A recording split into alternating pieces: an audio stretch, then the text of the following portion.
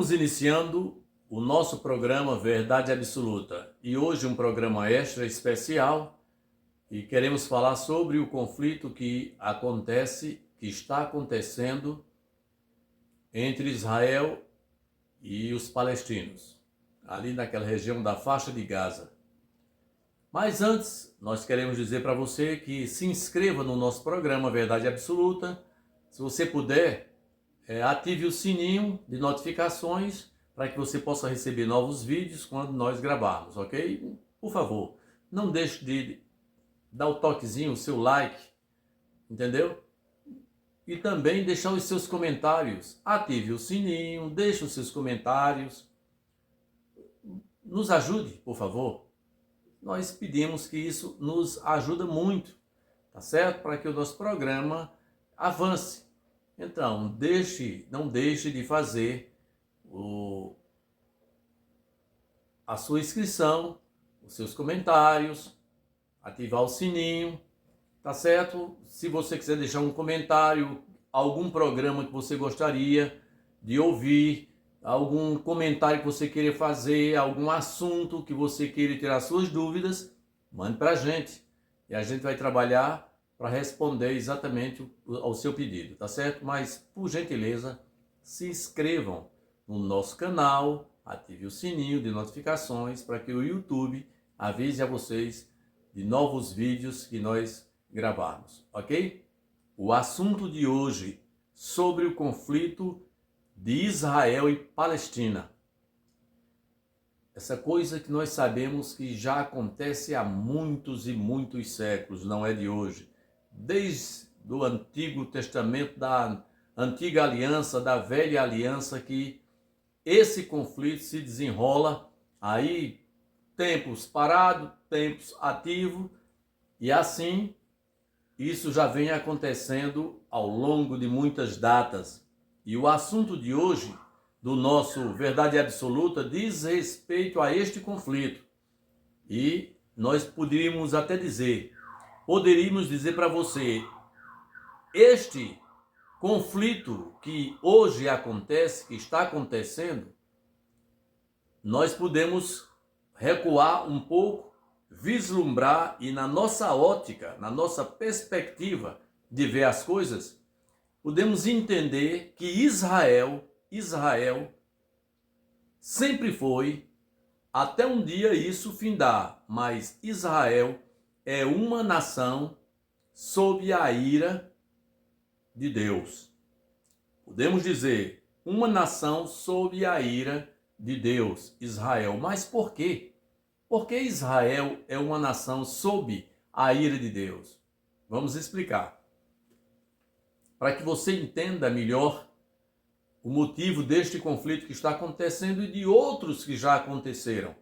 Não só com os palestinos, mas com outras nações, como o Egito e outros países. E por que tantos países, principalmente do Oriente Médio, aborrecem, têm ódio e gostariam de ver Israel em sérios apuros ou até talvez extintos da face da terra? Ora, o assunto do programa que estamos falando diz respeito a Israel. E se nós formos entender, eu gostaria até que, se você tiver sua Bíblia aí, pudesse abrir no livro do Gênesis, que isso vai nos ajudar a compreender Gênesis 12 e os capítulos 1 a 3. Gênesis 12, você vai entender melhor. Para nós entendermos a miúdo o porquê de tanto ódio de algumas nações, principalmente do Oriente Médio, contra Israel. E por que Deus tem permitido Israel passar por tantos conflitos e situações terríveis como eles têm passado. Então vejam bem, Gênesis 12, de 1 a 3 diz assim, o livro do Gênesis. Ora, disse o Senhor a Abraão, sai da tua terra, da tua parentela e da casa de teu pai, e vai para a terra que te mostrarei. De ti farei uma grande nação, e te abençoarei e te engrandecerei o nome. Sê tu uma bênção. Abençoarei os que te abençoarem, e amaldiçoarei os que te amaldiçoarem.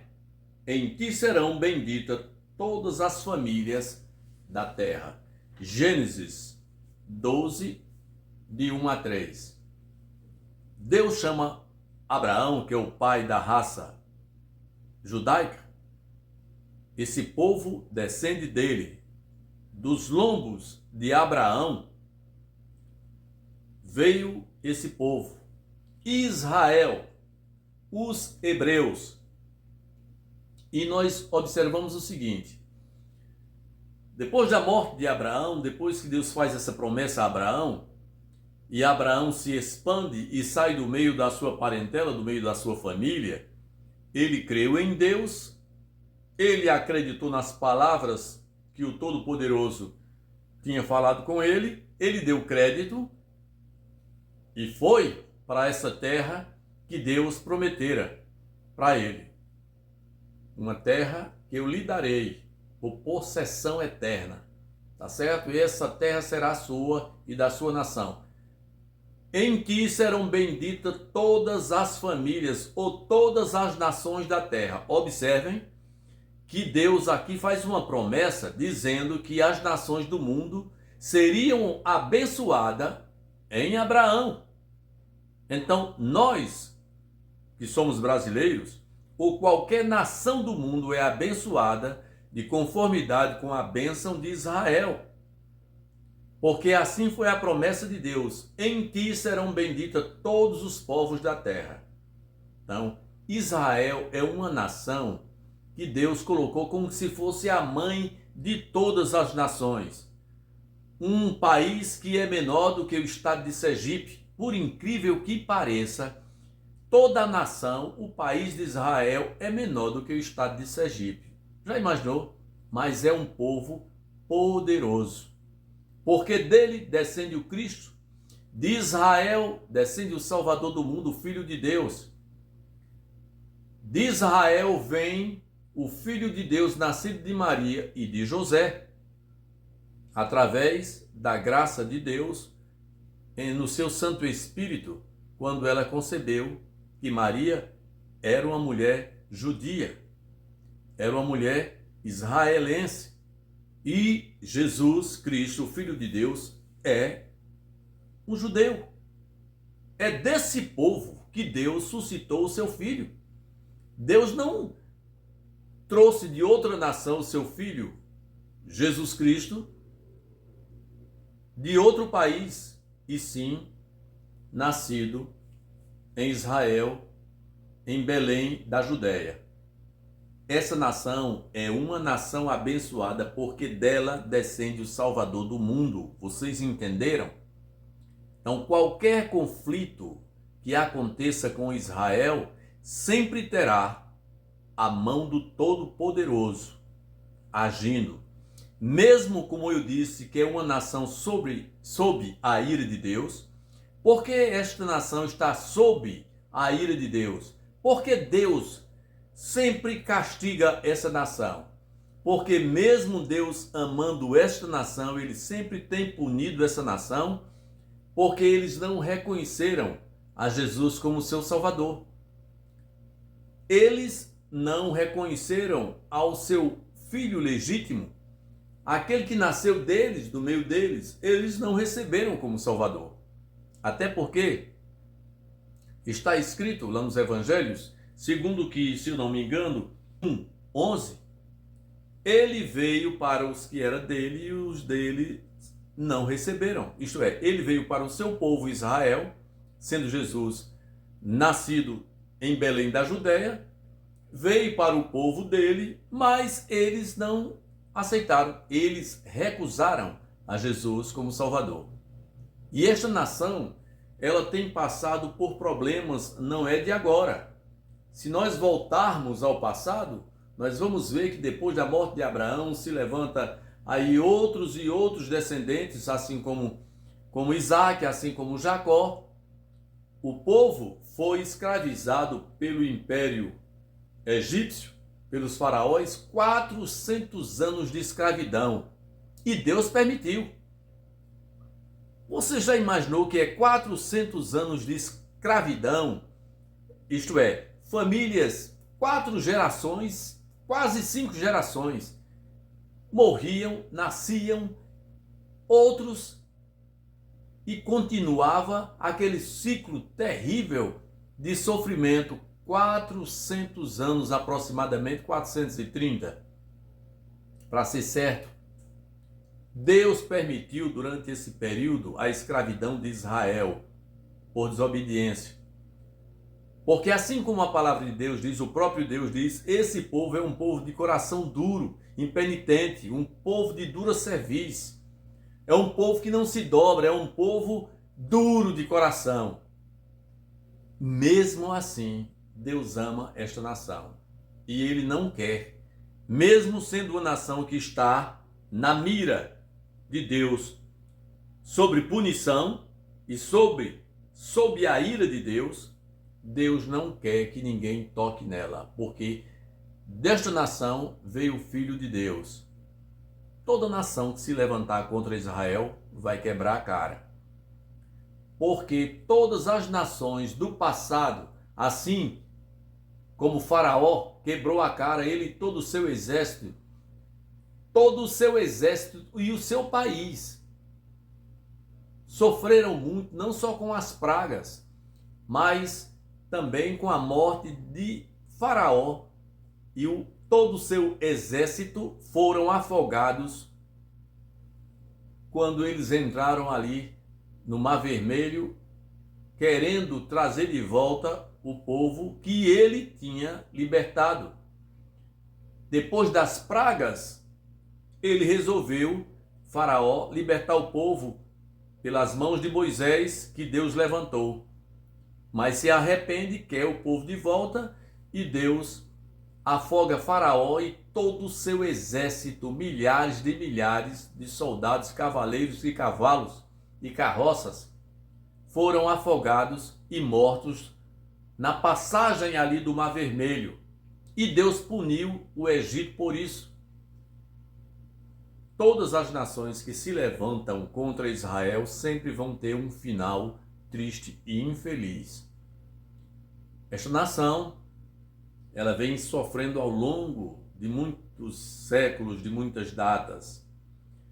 Depois de muito tempo, vem Adolf Hitler, e aí no período da Segunda Guerra Mundial, vem aquele período do Holocausto, e aquele Holocausto que houve, provocado exatamente pela nação alemã, encabeçado pelo seu líder, o Führer, Adolf Hitler, que era o seu líder, era o chefe da nação, era o chefe maior do país, o seu ditador, aquele que a Alemanha amava. Não digo todos, porque toda regra há exceções, mas nós sabemos que talvez mais de 80% da Alemanha concordava com Adolf Hitler. E o que acontece é que mais de 6 milhões está muito longe, foi muito mais, porque se for levar em conta pessoas que desapareceram, que nunca foram encontradas, foram milhares. Muito mais de 6 milhões de judeus no Holocausto foram exterminados por Adolf Hitler. Nas câmaras de gás, cremados, colocados nas valas. Foi uma situação triste. Muitos morreram de frio, de fome, de peste, de doenças tristes, de pragas, pela situação da fome que passavam, da sede, da nudez, corpos esqueléticos. Quem não sabe, quem não viu já em algum noticiário de televisão, de jornais, de revista, o Holocausto provocado por Adolf Hitler, o líder supremo da Alemanha nazista. Mas o fim de Adolf Hitler foi o quê? Dar um tiro na própria cabeça, ele e a sua amante, sua mulher, Eva Braun, Seus comandantes, muitos cometeram suicídios, e os que foram presos foram julgados naquele julgamento que ficou bastante conhecido como o julgamento de Nuremberg, onde muitos foram executados, a maioria foram executados na forca. Alguns fuzilados pelos aliados e pelo Tribunal de Nuremberg, comandado pelos Estados Unidos e a União Soviética, os russos. E o fim de Adolf Hitler foi o quê? Suicídio. E muitos cometeram também suicídio, colocando uma cápsula de cianureto na boca e morrendo. E a Alemanha se divide em duas, a Alemanha Oriental e Ocidental. Depois a unificação, depois de alguns anos. Toda nação que se levanta contra Israel quebra a cara. E a questão da Palestina aí, este conflito que já vem se desenrolando há muitos e muitos séculos, não é de hoje, desde a velha aliança que há conflito, porque são duas nações irmãs. Porque se nós formos analisar, eu gostaria que você abrisse a sua Bíblia aí para conferir comigo. Você pode abrir em Gênesis 16, o livro do Gênesis 16, de 15 a 16. Gênesis 16, e os versos 15 a 16. O nascimento de Ismael. Esse garoto foi filho de Abraão com uma empregada dele, uma escrava egípcia, que tinha o nome de Agar. Agar deu à luz a um filho, Abraão. E Abraão colocou o nome no seu filho de Ismael. Chamou o menino de Ismael. Era Abraão de 86 anos quando Agar lhe deu à luz a Ismael. Deste garoto vem essa nação chamada Ismaelitas, de Ismael. Quem sabe a história sabe que a esposa de Abraão, Sara, não tinha filho, era estéril. E elas, vendo que não dava luz a filhos, deu a sua empregada. Isso era um costume no Oriente Médio, e ainda hoje existe isso. Deu a sua empregada para que gerasse um filho, para que ela pudesse abraçar, já que ela não dava luz. E aí essa mulher, chamada Agar, que era uma empregada, era egípcia, morava na casa de Abraão, empregada, e deu à luz a esse filho chamado Ismael. Nasceu o menino, mas depois Deus aparece a Abraão e diz a ele que dele, das suas entranhas, ele ia produzir, ele iria ter um filho, a sua esposa geraria um filho. Abraão creu, porque a esposa dele não dava luz, era estéril. E ele confiou e creu, e realmente depois de um ano isso aconteceu, e Sara, que era estéril, já estava aí já no costume das mulheres com uma certa idade, que não dão mais à luz a filhos, porque já passou o costume, aquele período de menstruação, e é impossível, mas para Deus não há nada impossível. Ela deu à luz a um filho e nasceu Isaac. Mas, antes de Isaac, já tinha a filha, ou filho, de Agar, o Ismael, o garoto Ismael. Duas nações, e daí começa um grande conflito. Porque o filho legítimo seria o filho da esposa. Seria Isaac, o filho da esposa legítima, e não da empregada. E aí gerou, quem conhece a história da palavra de Deus, um conflito, duas nações, dois príncipes. Essa briga começa aí. Você começa a entender de onde vem, de onde se originou esse conflito. Estão entendendo? Duas nações separadas, não unidas. Aí começa o conflito. Ismael, filho da egípcia, Isaac, filho da mulher legítima de Sara, mulher de Abraão. Duas nações. A briga vem de muito tempo. Não é de hoje, dos palestinos que são descendentes desse povo, não. Então, quando a gente começa a observando isso daí, a gente vê que esse conflito é muito antigo. Esse conflito não tem fim. Só vai ter um dia o seu final e tudo resolvido quando o Senhor Jesus, ele vier. Quando ele vier e restaurar todas as coisas, quando ele colocar um ponto final em toda essa parafernália, é que as coisas irão mudar. Eu até entendo o desejo, a tristeza de muitos cristãos em dizer que ficam tristes e oram. Vamos orar pela paz em Jerusalém, pela paz de Israel, mas eu quero dizer que eu também sinto muito a tristeza desse povo, desse conflito, mas não haverá paz. Essa oração, que eu sempre costumo dizer, não é de hoje, há muitos anos que eu digo, a maior de todas as tolices é a oração pela paz de Israel ou pela paz de Jerusalém. Não vai ter paz, não haverá paz. Imagine quantos e quantos séculos se vem orando, desde os primórdios, pela paz em Israel. Não tem paz. É conflito um atrás do outro. Pode até demorar como esse agora com esse ataque surpresa dos palestinos, quase 50 anos depois do último conflito, que foi aí por volta de 70 e poucos, naquela guerra dos 6 dias, não é? Aquele ataque surpresa também que foi feito do Egito, e outras nações também entraram nesse conflito, 50 anos aproximadamente. Mas o Senhor Jesus disse, quando falarem de paz e segurança, virá repentina destruição. Israel estava numa boa, achando que estava tudo bem, que foi pego de surpresa agora. Um ataque surpresa. E até minou uma boa parte da resistência, da inteligência do exército israelense.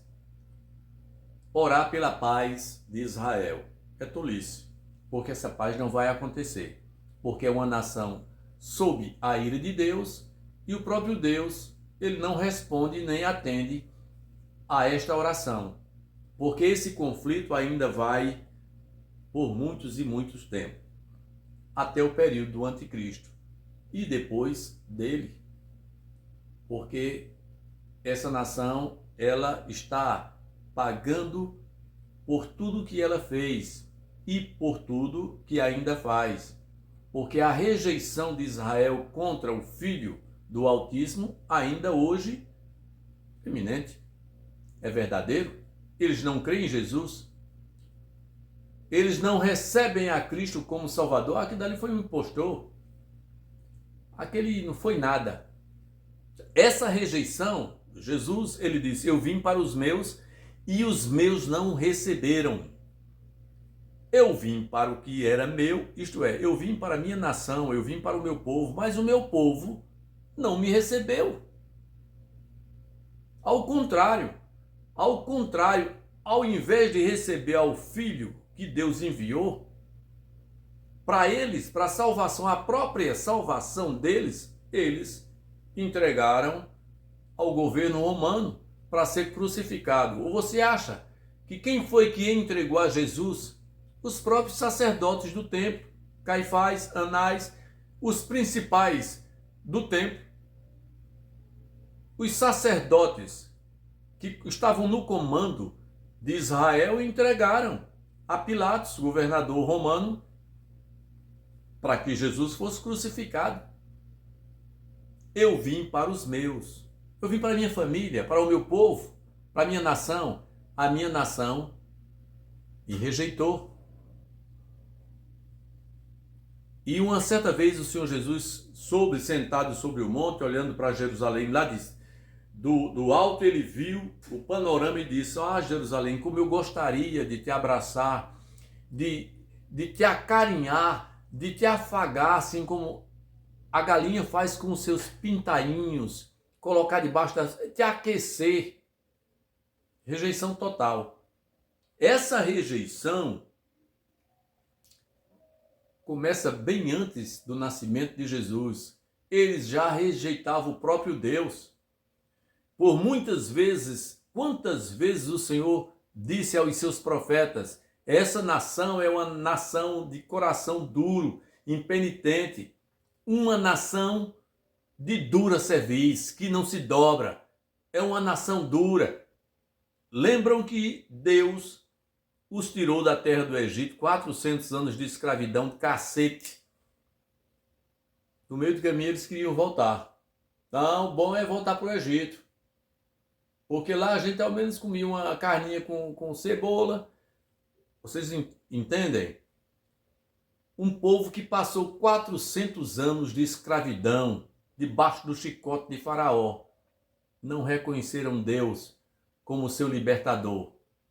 E Moisés sofreu muito durante esse período em que saiu 40 anos com esse povo para levá-los para a terra prometida, aquela terra que Deus disse que manava leite e mel. Vou dar a vocês uma terra. Imagine você sair de um sufoco de 400 anos de cacete, escravidão e morte, subjugado pela força, os algozes, os verdugos de Faraó, cacete.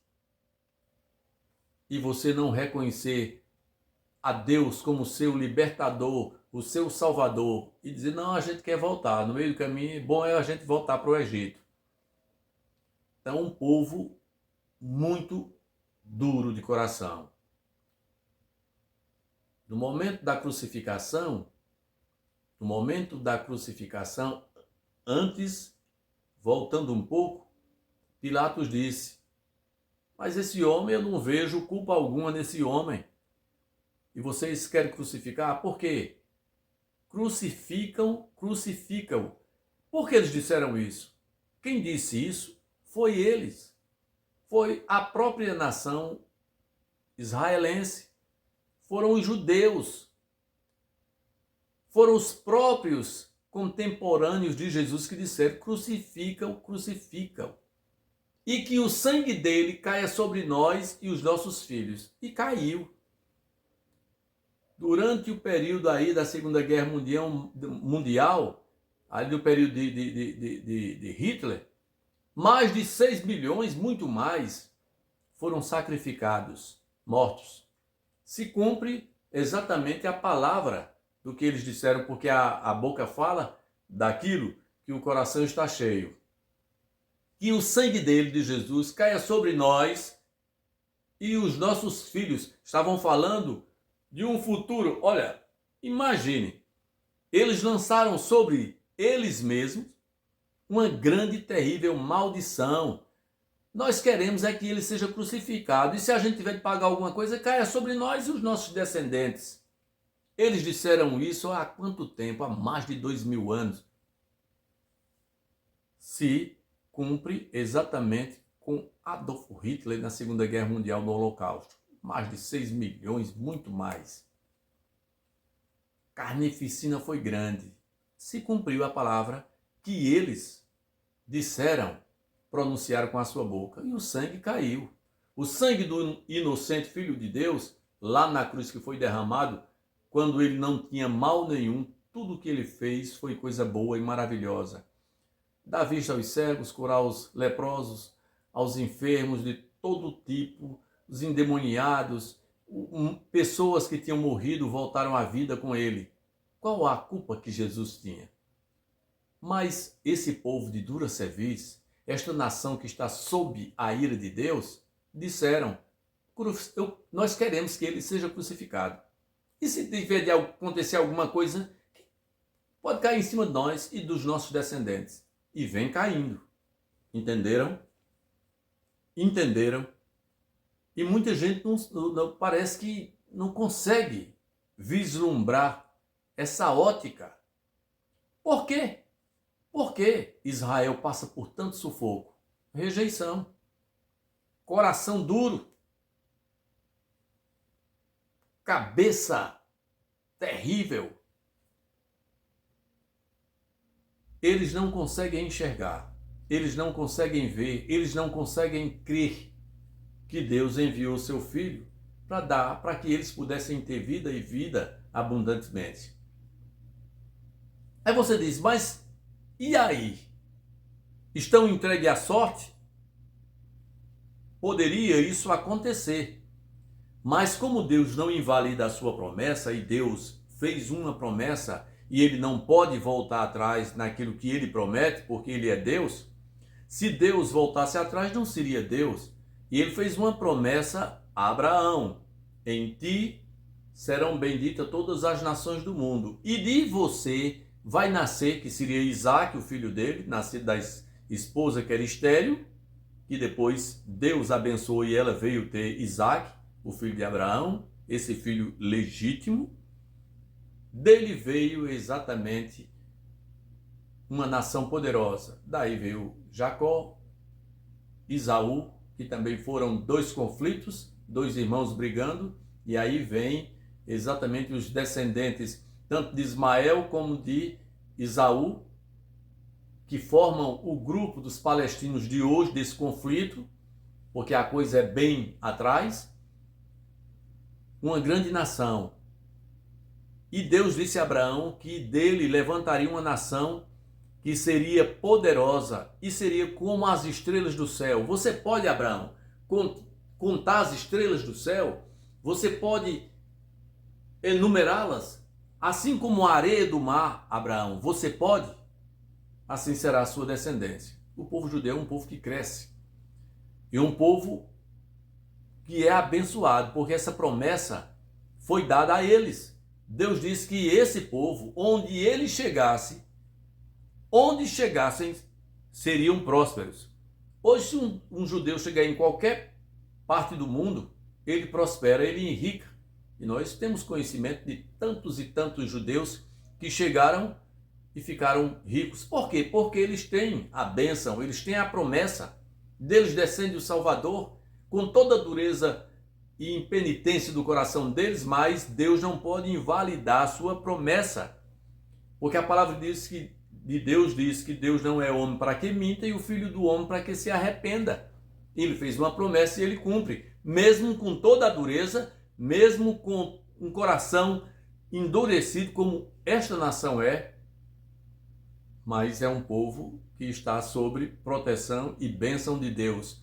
Mas Deus entrega muitas vezes esta nação para o sufoco, para ver se eles abrem os olhos, mas por incrível que pareça, até o presente momento eles não conseguem enxergar essa clareza que Deus enviou o seu Filho, advindo deles, até que se cumpra todas as coisas, até que um dia Cristo Jesus possa descer, assim como está prometido nas Santas Escrituras, que um dia Jesus descerá e todo olho verá. Eles vão ver. Eles só acreditarão quando os olhos do povo judeu, dos israelenses, vê a Jesus pessoalmente. Porque esse povo, eles são tão esquisitos que eles são sempre tendentes a só crer naquilo que eles veem. Paulo disse: os gregos buscam sabedoria e os judeus pedem sinal. Então é uma tendência de faça um sinal para eu acreditar. Me mostra um sinal para que eu creia. Eles são tendentes a só acreditar naquilo que eles veem. E um dia eles verão o Filho de Deus descendo com todo o poder e grande glória e os seus santos anjos nas nuvens do céu. Aí sim eles acreditarão. Aí começará uma nova etapa, um novo ciclo para o povo judeu. Mas por enquanto essa situação se estende aí por muitos e muitos séculos sem praticamente nenhuma mudança, porque é um povo de dura cerviz. Eu escrevi aqui: na verdade, Israel sempre foi e sempre será uma pedra no sapato e um cálice de tontear para muitas nações, como foi para Adolf Hitler. E se nós formos analisar aqui o que diz Zacarias 14, 2, 3, poderíamos até analisar e vamos ver o que Zacarias diz. Se você tiver com sua Bíblia, pode até conferir. Zacarias 14 e os versos 2 e 3 diz assim: porque eu ajuntarei todas as nações para a peleja contra Jerusalém, e a cidade será tomada, e as casas serão saqueadas. Isso está acontecendo agora. Serão saqueadas e as mulheres forçadas, isso é, estupradas. Metade da cidade será para o cativeiro, mas o restante do povo não será expulso da cidade. Então sairá o Senhor, o Todo-Poderoso, e pelejará contra essas nações como pelejou no dia da batalha. Isso está acontecendo no presente momento.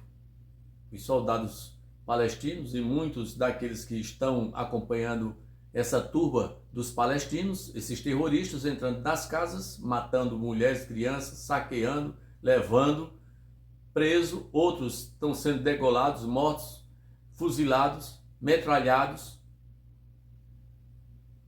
É uma coisa terrível, mas Israel tem a sua parcela de culpa nessas coisas. Mas se nós formos também analisar, eu gostaria que você olhasse aí em Zacarias 12, 2.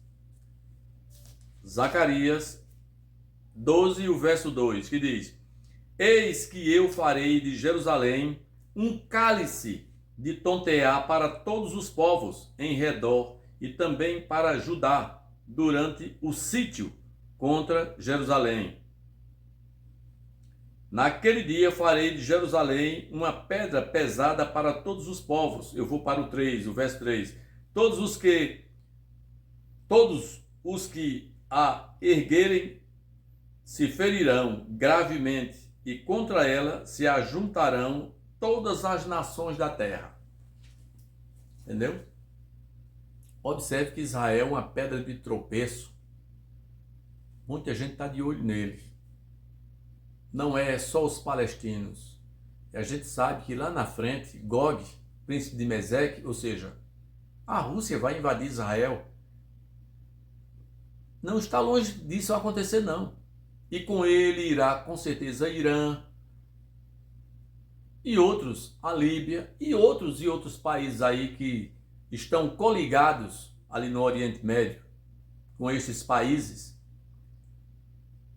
principalmente Irã e alguns países do Oriente Médio, assim como a Rússia.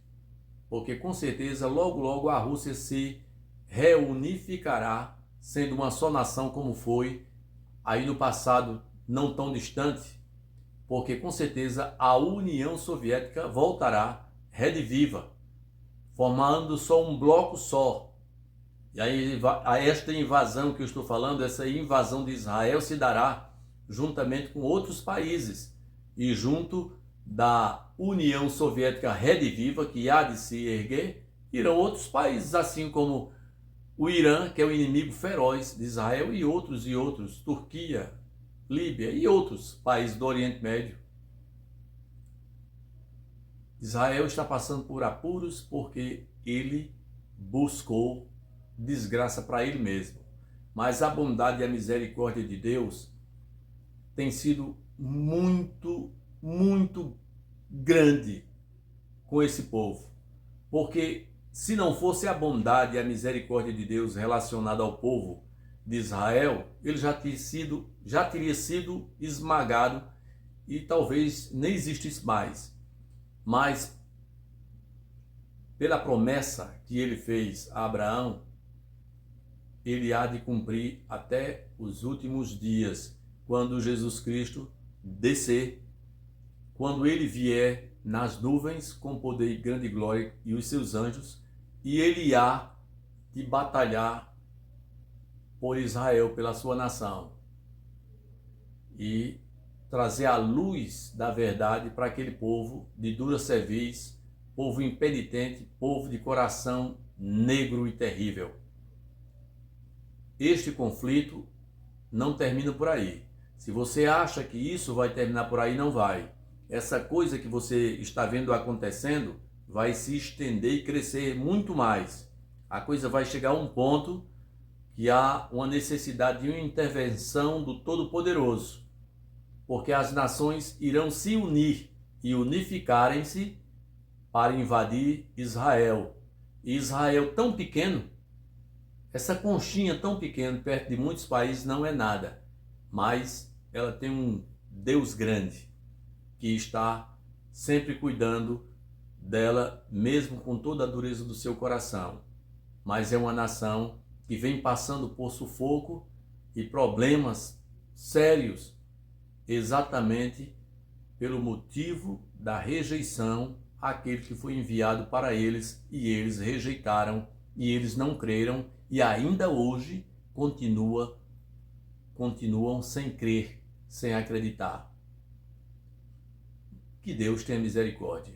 Não oro pela paz em Jerusalém, não oro pela paz de Israel.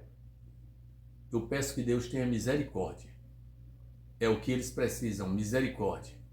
Porque só abrirão os seus corações, suas mentes e os seus olhos irão enxergar este lado espiritual só com o retorno do seu filho, o filho que eles rejeitaram e que crucificaram. Que Deus nos abençoe. Até o nosso próximo programa Verdade Absoluta.